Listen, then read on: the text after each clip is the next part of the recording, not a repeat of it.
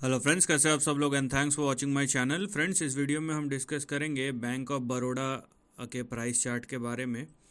और ये देखिए, ये इसका लॉन्ग टर्म चार्ट है। तो यहाँ पे सबसे पहले तो आपको, जिन्होंने 2020 के लोज में लिया है, ऑलरेडी उन्होंने कम से कम 400 450% का रिटर्न देख लिया है, तो उन लोगों को शुभकामनाएं।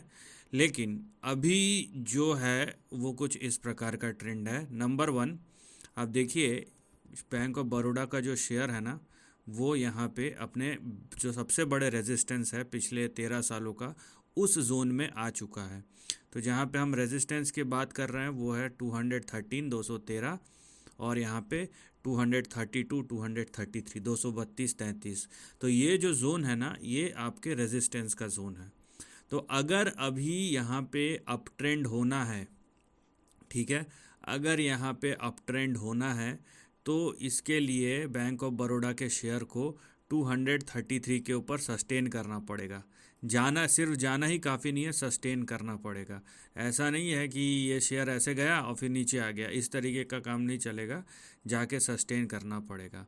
अगर ऐसा नहीं होता है और ये 213 या फिर 213 से 233 के बीच का जो रेंज है, वहाँ पे कहीं रेजिस्टेंस फेस करता है और नीचे गिरना शुरू हो जाता है, तो यहाँ पे समझ लीजिए कि रेजिस्टेंस आपका एक सप्लाई जोन की तरह काम कर रहा है और यहाँ पे करेक्शन आ सकता है, क्योंकि ये सबसे बड़ा रेजिस्टेंस है।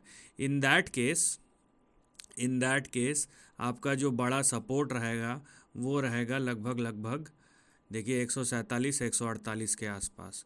अभी क्योंकि हम मंथली चार्ट के बारे में डिस्कस कर रहे हैं, तो जो भी यहाँ पे होगा ये टाइम लगा के होगा। ये कल और परसों की बात नहीं कर रहा हूँ, ये जो भी होने वाला है इसको समय लगेगा। आप उस तरीके से यहाँ पे ट्रेंड को देखिए या ऑब्ज़र्व कीजिए।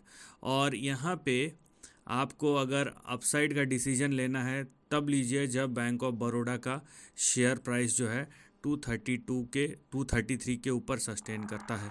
अगर ऐसा सो अगर ऐसा नहीं होता है और शेयर जो है यहाँ पे 233 के ऊपर नहीं जाता है, तो यहाँ पे आपका अप ट्रेंड कंटिन्यू नहीं होगा। वहीं 147 के नीचे प्रॉब्लम यह है कि अगर ये 147 के नीचे जाता है तो यहाँ पे और डाउन साइड ओपन हो सकता है। तो फिलहाल जो आपका रेंज है वो है 147 से लेकर 233 के बीच में।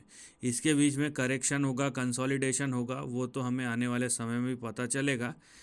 लेकिन फ़िलहाल जो लॉन्ग टर्म है उनका व्यू अलग हो सकता है, लेकिन अगर आप ट्रेडिंग और शॉर्ट टर्म में देख रहे हैं तो ये रेंज आपको देखना और समझना है। और अगला जो बड़ा व्यू होगा, अगर आप लॉन्ग टर्म के लिए देख रहे हैं तो वेट कीजिए कि या तो ये अभी कैसा प्ले आउट होता है, करेक्शन में आता है, कंसोलिडेशन में आता है, या सीधा ब्रेकआउट हो जाता है। यहाँ से एक बार कंफर्मेशन आने दीजिए प्राइस से, उसके बाद आप ट्रेड कीजिए तो आपको समझ में आएगा। क्योंकि अगर आपने ले लिया और करेक्शन शुरू हो गया, कंसोलिडेशन शुरू हो गया और अगले 1 साल तक कंसोलिडेशन चला, मैं खाली एक बात बोल रहा हूँ, है ना, तो फिर आपका पैसा एक तरीके से ब्लॉक हो जाएगा।